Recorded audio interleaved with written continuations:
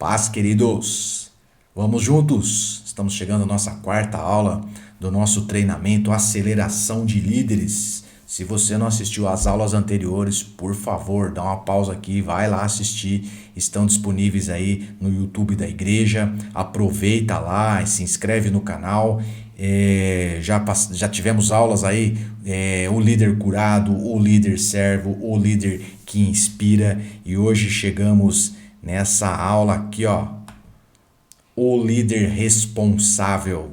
Todos nós precisamos entender e desenvolver as nossas responsabilidades. Então, o líder precisa entender, vamos já fervendo na nossa aula, o líder precisa entender o seu chamado, ele precisa entender a sua função designada por Deus e assumir as responsabilidades inerentes dessa função.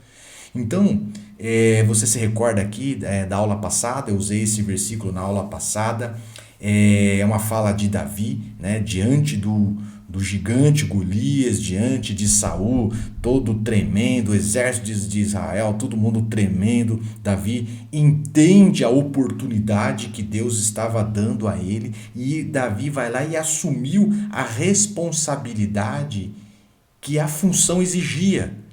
Né? Davi se habilitou para aquele momento, assumindo a sua responsabilidade. Olha isso. Davi disse a Saul: ninguém deve ficar com o coração abatido por causa desse filisteu. E daí? Teu servo irá e lutará com ele. Então, queridos, é disso que vamos falar nessa aula. É um fato que a nossa geração é uma geração que está envolvida com tudo, envolvida com muita coisa, mas às vezes e muitas vezes comprometido com nada ou com quase nada. Né? Então nós fazemos de tudo, nós sabemos de tudo um pouco, falamos de tudo, mas envolvido com muita coisa, mas falta um comprometimento profundo. E essa é a realidade de muitos líderes. Então, é muito envolvimento e pouco comprometimento. Isso não é só um joguinho de palavras. Você vai entender melhor isso aqui com uma ilustração que a minha esposa sempre usa. Se você nos acompanha aí, você certamente já ouviu ela falar, e ela fala bem bacana acerca disso aqui. Bom, tem um prato aqui, pasmem, eu fui pesquisar esse bife a cavalo, dizem aí que é um prato inglês, outros falam que é um prato francês. De boa, para mim é um prato mineiro, porque a minha família é mineira. Né? Então, nesse prato aqui, vai ajudar a gente a entender o que é estar envolvido e o que é estar comprometido, e isso denuncia, né, um problema da nossa geração de líderes. Bom, a galinha, ela está envolvida com a construção desse prato. Ela, dos seus muitos ovos, ela deu um ovo para esse projeto. Né? Já o boi, esse se doou por esse projeto. Então, o boi está comprometido. É essa a diferença, queridos. Estar envolvido, estar ali apoiando, mas não estar disposto a se doar, a se entregar pelo projeto. Né? A nossa geração é uma geração que está envolvida, mas tem muitos planos. Tem plano A, plano B, plano C. Não tem um foco, não tem um comprometimento firme. Então, o envolvimento sem comprometimento é liderar sem responsabilidade. Está no sentido contrário daquilo que estamos ministrando nessa aula. Liderar sem responsabilidade. Muitos envolvimentos, mas sem comprometimento. Na hora que precisa realmente de se doar, de se entregar, de abraçar o projeto. Não, eu só passei aqui para dar um incentivo, dar um apoio. Entende? Então, essa liderança, ela é ineficaz. E os seus resultados são resultados transitórios, superficiais. Então, queridos, aqui acontece um conflito de gerações. Não é? Meu avô, foi pastor, hoje mora com Cristo Jesus, o meu pai também foi pastor e hoje mora com Cristo Jesus, mas como que eu vou dizer para o meu avô que a gente sabe de tanta coisa, é envolvido com tanta coisa, mas falta comprometimento, entende? O evangelho que chegou a nós, ele foi semeado, queridos, por um profundo comprometimento. As gerações anteriores semearam o evangelho com suor, com lágrima e com sangue. Não é? Então, a nossa geração precisa se atentar a isso e assumir o seu papel de responsabilidade. Né? O discurso que se pauta, né? Essa liderança sem responsabilidade, o discurso é um discurso bonitinho, até parece um pouco espiritual, né? Que diz assim, ó, não olha para minha vida, eu sou falho, olha para Jesus, ele é o perfeito. Sabe, queridos, até é bonitinho, tem alguma verdade nisso, mas é verdade, né? Somos falhos. Agora, a intenção desse discurso aqui é se isentar da responsabilidade. Né? Então esse é o discurso, mas a realidade parece humilde, mas é apenas uma cortina de fumaça para disfarçar a falta de comprometimento. É um discurso que tem uma tentativa de se isentar das responsabilidades da liderança. Né? Lembre-se na nossa aula passada, né, que nós inspiramos pessoas e nós podemos inspirar as pessoas a viverem um nível mais profundo e mais íntimo com Deus, como também podemos inspirá-las a uma vida superficial, a um pobre de Deus, a uma vida carnal. Não é?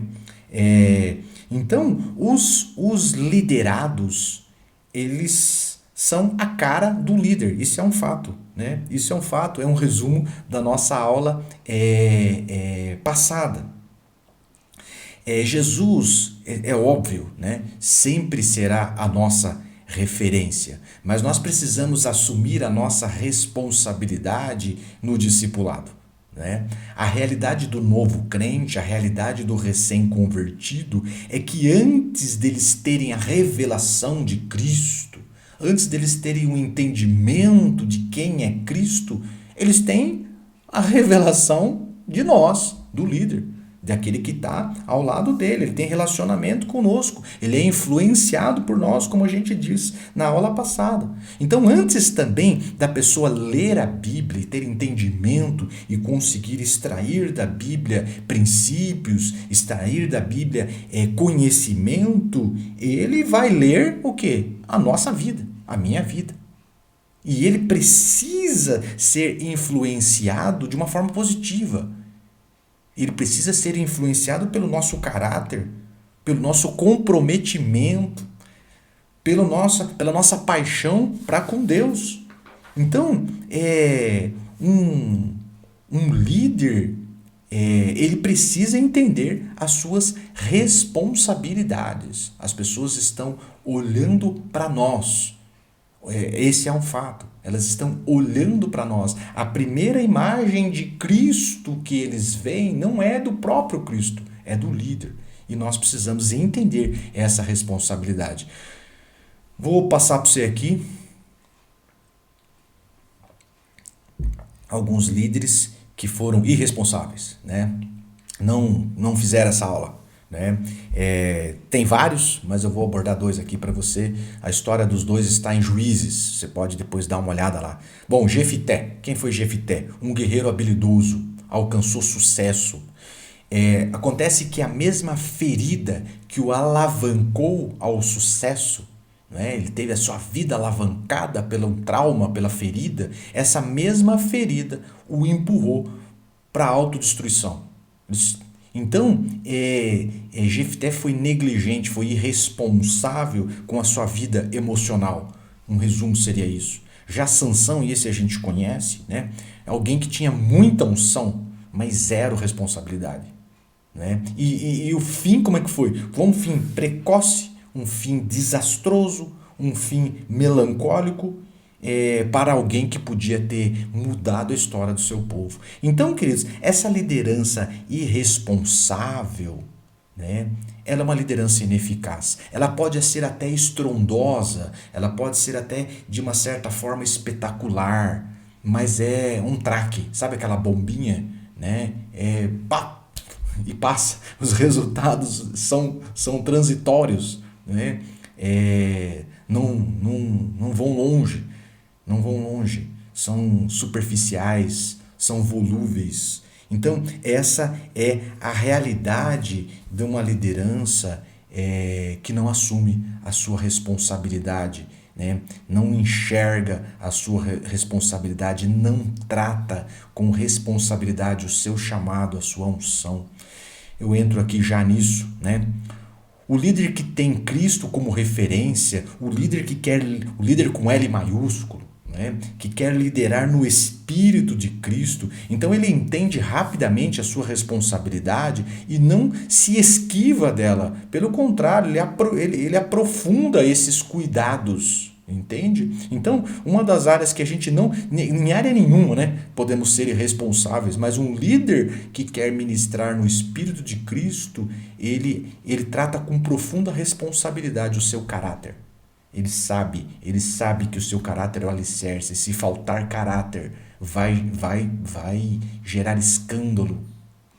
Ele trata com profunda responsabilidade a sua vida devocional, o seu tempo com Deus, sua intimidade com Deus, o seu treinamento. Ninguém nasce pronto. Ele está um líder responsável, ele sempre está disposto a ser treinado em algo mais, em ser capacitado em algo mais. Ele tem essa humildade, ele tem responsabilidade com o seu chamado. Ele tenta buscar em Deus e entender em Deus a hora certa de sair, de se lançar, né? Ele é responsável com a sua saúde, afinal de contas, meu irmão, nós precisamos pregar para bastante tempo.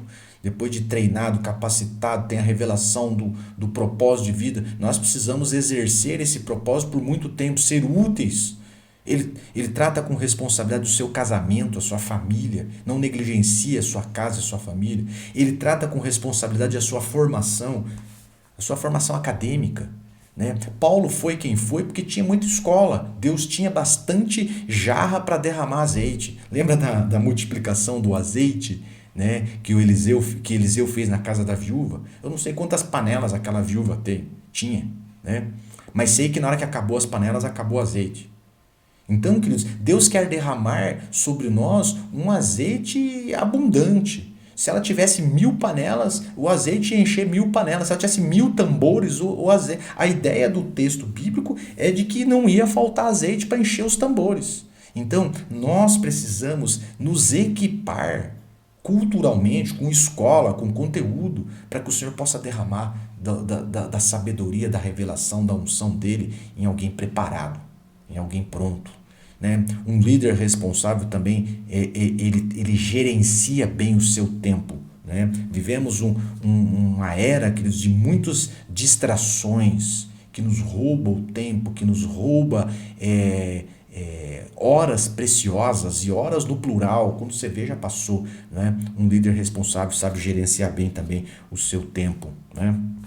Então, aqui tem alguém, queridos, que, como eu dei um exemplo lá de líder irresponsável, aqui tem um líder responsável, que é Paulo. Então, olha como um líder assume a sua responsabilidade, né? E isso amarra muito bem com a aula que a gente ministrou passada, que é o líder que inspira. O texto de 1 Coríntios 11, versículo 1, a gente conhece muito bem, né? Paulo fala assim, ó: tornem-se meus imitadores, como eu sou de Cristo, né? Paulo falou assim, olha, se estabelece como um modelo a ser seguido. E aí tem outros textos, e tem vários textos, eu fiz um levantamento de vários textos, coloquei 3 aqui para que a gente possa ver como Paulo captou muito bem essa ideia do líder responsável com o seu chamado, responsável com os seus liderados, com aquilo que Deus colocou na mão dele. O texto de Filipenses diz assim, ó: irmãos, sigam unidos o meu exemplo e observe os que vivem de acordo com o padrão que lhes apresentamos. Então, siga o meu exemplo e veja o resultado do meu exemplo na vida de outros. Entende? Olha que bacana. O texto de Tessalonicenses, eu pulei um versículo aqui no meio para a gente ganhar espaço aqui no slide, né? É assim, ó. Pois vocês mesmos sabem como devem seguir o nosso exemplo. Porque não vivemos ociosamente quando estivemos entre vocês. Eu pulo o versículo 8 e vou para o versículo 9. Não porque não tivéssemos tal direito, mas para que nos tornássemos um modelo para ser imitado por vocês. Então, queridos, esse é um líder que se estabelece como um modelo a ser imitado, até que as pessoas possam ter a revelação de Cristo, possam ouvir ao Senhor, possam entender o seu chamado, o seu propósito, cultivar relacionamento com Deus. Até lá, cara, eles vão ter que seguir um modelo. Quem? Nós, os líderes responsáveis. Esse tipo de liderança é uma liderança eficaz. Esse tipo de liderança tem resultados permanentes, né? Basta você comparar aí o resultado do ministério de Paulo e compara com, sei lá, com o resultado do ministério de Sansão.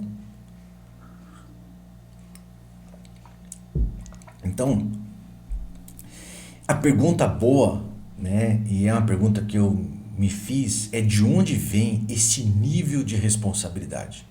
Como é que nasce esse nível de responsabilidade? E a resposta é isso aqui, ó, vem da consciência, vem da revelação de que somos separados por Deus para cumprir um propósito. Viu? Nós fomos separados por quem? Por Deus. Para quê? Para cumprir um propósito que Deus estabeleceu. Então, se fôssemos separados pelo presidente da República para cumprir um propósito, nós nos posicionaríamos com extrema responsabilidade, sem dúvida, não é? Nos posicionaríamos com extrema responsabilidade. Agora, o fato é o seguinte, meu irmão, nós fomos separados por Deus, o soberano, o eterno, para cumprirmos um propósito estabelecido por Ele. Então, líderes responsáveis entendem que são separados. E esse termo separado é sinônimo de santo. Então, um líder responsável entende que ele precisa ter uma vida, acompanha comigo, um líder responsável, ele entende que ele precisa ter uma vida separada, uma vida de santidade. É aqui que é um ponto fundamental que nós precisamos trabalhar. Um líder responsável entende que ele precisa ter uma vida de santidade. Então, e nós precisamos trabalhar o conceito de santidade. E precisamos também admitir que por muito tempo, como igreja, nós demos uma ênfase errada quando tratávamos de santidade. A bem da verdade é que desgastamos esse conceito de santidade, dando uma ênfase no pecado, apenas no pecado. Então, quando se falava de santidade, a gente falava, não pode isso, não faça aquilo, não coma, não beba, não vista, não fale, enfim. Por quê? Porque é pecado, é pecado, é pecado, é pecado. Né? Então, com isso, nós criamos, as pessoas não querendo pecar, né? Nós criamos um comportamento de santidade. Guarde esse termo com você. Comportamento de santidade. E a gente lançou mão de algumas ferramentas motivacionais para que as pessoas deixassem o pecado e assumissem esse comportamento de santidade. E alguma dessas ferramentas motivacionais é que quem vive longe do pecado vai ter uma vida abundante, vai ter as bênçãos do Senhor, vai morar no céu. E olha, morar no céu tem mansões celestiais. E quando essas ferramentas motivacionais não davam certo, a gente lançava mão de outras, que era a disciplina. Nós censurávamos a pessoa, exclusão. Muitas igrejas excluíam as pessoas, colocavam as pessoas de banco. Não, você não vai exercer seu ministério, você não vai exercer, não, você vai ficar no banco, você está em disciplina, você está sendo disciplinado para sua má conduta, né? Porque você não está buscando a santidade, você está se dando ao prazer do pecado. Enfim, qual foi o resultado disso? O resultado disso é que construímos um comportamento de santidade, mas isso não gerou um coração santo. Aí está o problema. Nós geramos um comportamento, um exterior de santidade, mas o coração não passou por um processo. Todas essas regras, toda essa ênfase no pecado, no não pode, não gerou um coração santo. O fato é, queridos, que nós como igreja, nós confundimos comportamento santo com santidade, e talvez você ainda carregue esse conceito. Carregue esse conceito. Então, ao nos contentarmos com o comportamento santo, ignoramos que o tratamento precisava ser mais profundo. A santidade, entre aspas, né, produzida pelas regras, pelo não pode, por todo aquele sistema opressivo, era apenas uma santidade externa, que nunca alcançou o coração, nunca chegou no coração. Então, o que isso gerava? O que isso gerava? Por muitas vezes, aqueles os quais achávamos que era santo, e muitas vezes esses eram bem legalistas, eram aqueles bisbilhoteiros da vida de outros e que gostava de pregar e anunciar a santidade e exaltar a própria santidade. Esses muitas vezes, não suportando as regras que eles mesmos criaram, caíam em pecado. Caíam. E por incrível que pareça, como esse ambiente é um ambiente de tribunal, um ambiente opressivo, muitas vezes as pessoas comemoravam a queda de mais um santarrão, mais um legalista. Esse era o ambiente. Um ambiente, preciso te adiantar, cara, de falsa santidade. Uma santidade que se resumia apenas à aparência, ao comportamento. Bom, nós descobrimos que o processo é outro, né? Com o tempo nós descobrimos que o processo é outro. Eu preciso te dizer, meu amado, se você tem esse conceito que acabei de dizer aí, né, de uma santidade focada no pecado, de uma santidade focada no não pode, preciso te dizer, o processo é outro.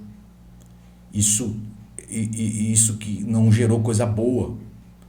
Isso não gerou coisa boa, isso não gerou santidade. Isso gerou religiosidade, isso gerou máscara, isso gerou feridas, isso gerou exclusão, isso gerou legalismo. Então, com novas revelações, com busca em Deus, nós descobrimos que o processo é outro e que precisávamos trabalhar mais fundo, nós precisávamos mudar o coração, porque à medida em que o coração era mudado, o comportamento mudava de uma forma definitiva. Então, eu coloquei o texto aqui, um texto que hoje que o Senhor nos deu aí, temos trabalhado esse ano, que diz assim, se a raiz é santa, os ramos também o serão. Então, a ideia é que precisávamos trabalhar o coração. O comportamento só muda quando o coração muda. Se a raiz é santa, se o coração é santo, vamos ter reflexos no exterior. Se a raiz é santa, os ramos vão se mostrar santos. Os ramos vão sinalizar a santidade da raiz. Então, se o coração é santo, o comportamento, a forma de agir, a forma de se expressar, de se posicionar na sociedade, vai mostrar a santidade gerada no coração. Então, mudando o coração, meu irmão, a gente muda o comportamento, não o inverso, como acreditamos por muito tempo. Então, a santidade que se restringe apenas ao comportamento é falsa, é fake, é fake. E quem diz isso não sou eu, é o Senhor Jesus Cristo. Olha esse texto, cara, olha esse texto. Hipócritas, Jesus já sai metendo um murro na boca do estômago. Hipócritas, bem profetizou Isaías acerca de vocês, dizendo: este povo me honra com os lábios, mas o seu coração está longe de mim. Em vão me adoram, seus ensinamentos não passam de regras ensinadas por homens. O texto de Mateus. Então, a santidade que Deus requer de nós, aquela lá é a fake, né? A santidade que Deus requer de nós é uma santidade de coração santo, de coração ligado ao coração dele, mas também de comportamento santo, de lábios que o honram, de lábios que o adoram. Entende? Esse é o propósito de Deus. Deus requer de nós coração santo e comportamento santo também. Então, uma pergunta boa, e eu gosto dessas perguntas, né?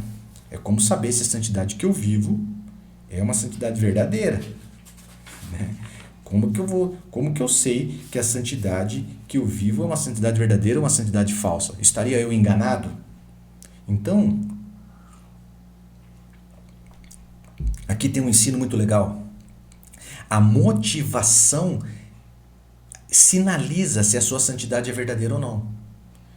Então, comece a rever o conceito de santidade. Não é o que você está fazendo ou deixando de fazer, e sim o porquê você está fazendo. O que te motiva a fazer.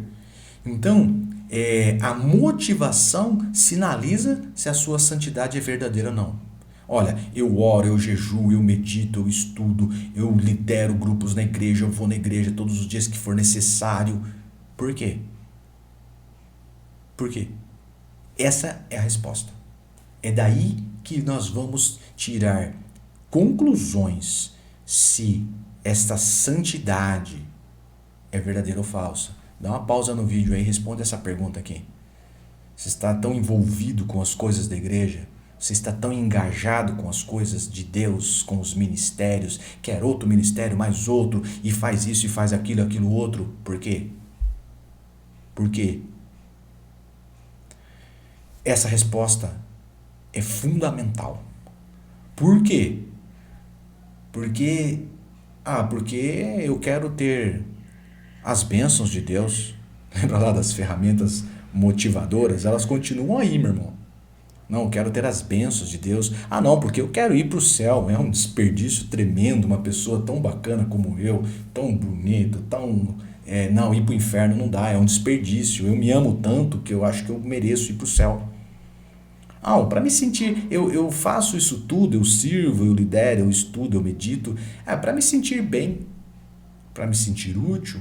Então repare, a motivação, o foco é no meu bem-estar, está em mim. Existe também um outro foco, né? O foco nos outros.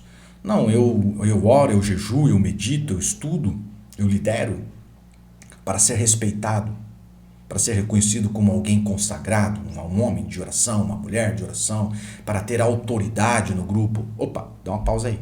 Para ter autoridade é aula 2. É servo, é servir. Aqui talvez você possa ter domínio, você possa se estabelecer como alguém que domina. Não é esse o foco. Então, preciso te dizer que a motivação está errada. O foco está no eu. O foco está no que os outros estão pensando e imaginando acerca de mim. É uma santidade falsa. É santidade falsa. Uma santidade focada no eu, focada nos outros, é uma santidade falsa. Aliás, é a marca da religiosidade. Ô pastor, qual que é a santidade certa então? Qual que é a correta? Calma aí. Mais meia hora comigo aqui e a gente chega nela, tá certo? Eu quero mostrar para você essa dualidade aqui de falsa santidade versus a santidade correta, e ainda não apresento para você aqui a santidade correta, mas você vai ter mais um entendimento desse que é fake, desse que é falso. É acerca da parábola do filho pródigo, está lá no texto de Lucas, todos conhecem, te desafio a ler de novo, tendo essa visão, né, esse entendimento aqui, pescando, né, discernindo essa parada de santidade. Né? Bom, o texto bíblico diz que o pai tinha 2 filhos, e um deles fica marcado no texto como pródigo e o outro como filho mais velho. Né? A gente aborda bastante isso aqui na igreja, se você já nos ouve por algum tempo, certamente você já ouviu falar alguma coisa acerca disso. Então repare o seguinte, o pródigo, ele ama as coisas do pai, ele está de olho na herança. E o filho mais velho, apesar de disfarçar bastante, ele ama as coisas do pai. Ele está de olho no boi gordo, nas terras. O boi gordo, quando o filho mais velho aparece no texto, esse papo de boi gordo é de dar inveja na cidade de Araçatuba, que é a terra do boi gordo. Porque é boi gordo para lá, boi gordo para cá, o tempo todo. Então, veja o seguinte, os 2 filhos são diferentes apenas no exterior, porque a raiz é a mesma. Estão de olho nas bênçãos, estão de olho nas coisas do pai. Bom, vamos para a atitude. A atitude do pródigo, né, desonra. Chega para o pai e fala assim, ó, vou dizer uma coisa para você. Né? Em outras palavras, é isso que o pródigo diz ao pai. Né? Para mim, você morreu. Para mim, assim, não dá para viver do teu lado. O mundo é pequeno para nós dois. Me dá a minha parte da herança que eu vou viver a minha vida. Essa é a atitude do pródigo. Já a atitude do filho mais velho é de falsa honra. É de falsa honra. Ele obedece ao seu pai nos mínimos detalhes, mas obedece por interesse. Ele obedece para estar ali no lado, numa posição estratégica, para o momento certo ele dá o bote. Fala assim, olha, para cobrar, eu sempre estive ao teu lado, então eu acho que por direito isso é meu. A ideia é essa. Você lê o texto, você vai pescar, você vai entender rapidamente isso. Vamos aqui, ó. Você vê que a raiz é a mesma, né? A raiz é maligna dos 2. Coitado desse pai. Tinha 2 filhos, mas não tinha nenhum, né? A estratégia é para meter a mão na grana, para meter a mão na herança, para meter a mão no boi gordo, né? Para chegar ao objetivo. A estratégia do pródigo rasgou o verbo. Não tinha estratégia nenhuma. Rasgou o verbo. Falou assim, ó, cara, para mim não dá. Dá minha parte que eu vou seguir minha vida. Essa é a estratégia do pródigo. Já o filho mais velho, ele é um cara que adotou uma estratégia mais disfarçada, vamos dizer assim, eticamente correta, e ele adota a aparência de fidelidade, que tem o propósito de disfarçar o seu coração corrompido. Então, enquanto o irmão, o pródigo, rasgou o verbo, esse aqui não, esse aqui ele é meticuloso, calculista, e ele mantém a sua pose, né, para chegar no seu propósito, ele mantém a sua estratégia equilibrada, a estratégia é outra, né? O jogo aqui é outro. E o estilo de vida do pródigo, boemia, depravação, foi para a zona de meretrício, gastar dinheiro e viver de uma forma irresponsável. Qual é o estilo de vida do filho mais velho? Religiosidade, aparência de santidade. É isso. Então, a gente vai seguir aqui. Se santidade fosse apenas aparência, o filho mais velho teria sido aprovado na parábola de Jesus. Mas, na verdade, na ótica de Deus, e olha isso aqui como que é poderoso, na ótica de Deus, o depravado boêmio, conhecido como pródigo, ou o religioso, meticuloso, certinho, cumpridor de regras, com uma aparência de santidade, que é o filho mais velho, estão na mesma situação, precisam se converterem ao coração do Pai. Deixa eu te falar, a santidade o coração do Pai é a chave para a santidade verdadeira. Se converter ao coração do Pai é a chave para viver a verdadeira santidade. Vamos seguir aqui, ó. A verdadeira santidade. Agora aí, chegou a hora, hein? Vou até tomar uma água aqui. A verdadeira santidade é consequência de um coração que ama a Deus acima de todas as coisas. É consequência. Você não precisa ficar desesperado, não, eu preciso viver a santidade verdadeira, eu não posso. O foco não é o pecado, não é o que você faz. Né? O foco é amar o Pai. Ama o Pai. Ama a Deus acima de todas as coisas. É consequência desse amor, é a verdadeira. A consequência desse amor intenso para com Deus é a santidade, gera a santidade. Então, olha aqui como é que é o negócio. Ó. Eu oro, eu jejuo, eu medito, eu estudo, eu lidero, eu vou à igreja. Por quê? Por quê? É aquela mesma resposta. Não, a resposta aqui, ó, para ter mais intimidade com o Pai. Não, para passar mais tempo com o Pai, viu? Eu preciso estar na presença do Pai. Não, mas você serve. Serve para quê? Não, eu sirvo porque amo os projetos do Pai. Não se obedece? Por que você obedece? Não, eu obedeço porque quem ama obedece. Não faz sentido amar e não obedecer. Entende? Queridos, o foco é o Pai. A motivação é o amor pelo Pai. A motivação é a gratidão. É um coração grato. Porque foi recebido pelo Pai sem nada merecer. Porque foi alvo de um amor inexplicável, imensurável. É isso. É isso. Então, a santidade verdadeira, ela vai além do não pode isso, não pode aquilo. Ela não tem a ver com não tem a ver com o que não faço, mas tem a ver com o que eu faço para honrá-lo, com o que eu faço para manifestar a minha gratidão e o meu amor para com Deus. Então, sabe o que é assim? Eu não peco. Não é porque eu estou com medo das consequências do pecado, não é porque eu estou com medo de ir para o inferno, não é. Porque eu estou com medo de ser censurado na igreja. Eu não peco porque eu não quero ofender o coração do Pai. Eu não me meto na imoralidade porque eu não quero envergonhar o Pai ao me envolver nessa sujeira. Eu não roubo, não é porque eu estou com medo de ser disciplinado. É porque o Pai me deu tudo. Eu sou herdeiro de tudo. Então eu cuido do carro que está ali na garagem porque ele é do meu Pai.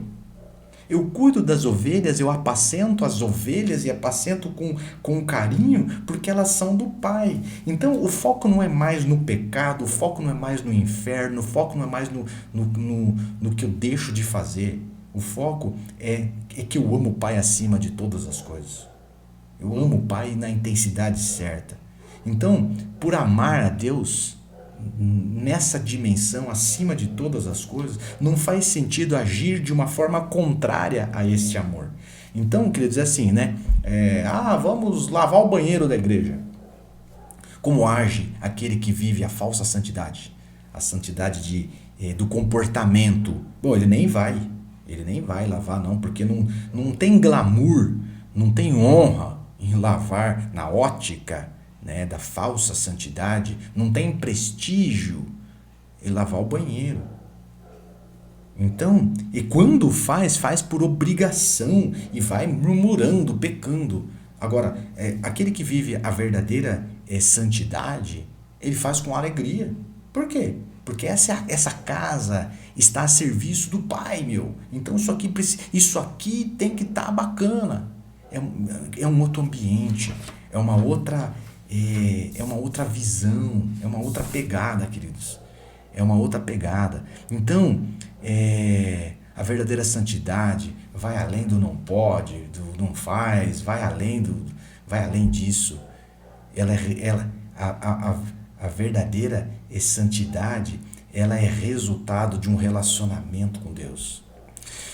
Então, o líder responsável, ele busca conhecer o Pai cada vez mais e se relaciona com o Pai com intensidade, com vontade, com gosto. Ele entende que o coração do Pai é a chave da verdadeira santidade. né? Então, o líder responsável entende que a vida dele é uma vida separada. Ele precisa viver a santidade. E ele entende que a chave da santidade é o coração do Pai, né? A verdadeira santidade é o resultado desse relacionamento, de um relacionamento intenso com Deus. Olha o texto aqui, ó. Ame o Senhor, o seu Deus. Como? Com que intensidade? De todo o seu coração, de toda a sua alma, de todas as suas forças e de todo o seu entendimento. Então, meu irmão, se você precisa ficar com uma coisa bem ajustada aí e bem gravada, é isso aqui, ó. Ajuste o foco. Santidade, o foco não é o pecado. Ajuste o foco. Dedique-se em amar a Deus na intensidade certa. Qual que é? É de todo o coração, de toda a alma, de todas as forças, de todo o seu entendimento. Faz isso. E o resultado desse estilo de vida, sabe o que é? Será a santidade verdadeira. O resultado disso é a santidade verdadeira. Então, um líder responsável, ele cultiva a santidade e ele não deixa esse fogo de paixão por Deus apagar. É isso, é isso.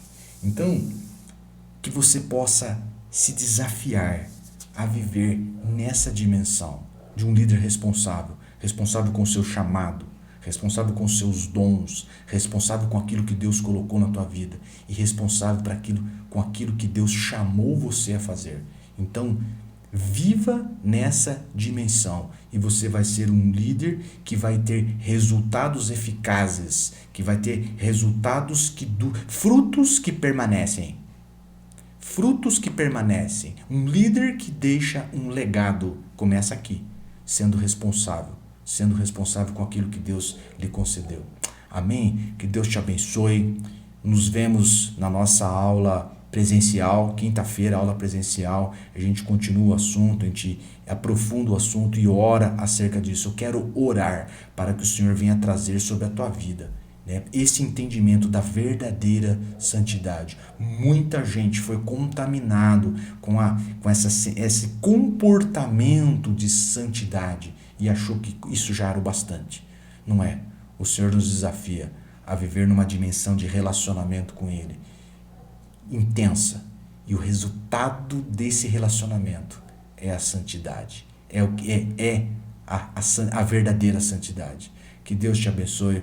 A gente se encontra então na quinta-feira. Você que está fazendo o curso apenas acompanhando as aulas pelo vídeo, que Deus possa te abençoar igualmente e se desafie a viver nessa dimensão, se desafie a liderar no Espírito de Cristo Jesus. Amém? Fica na paz.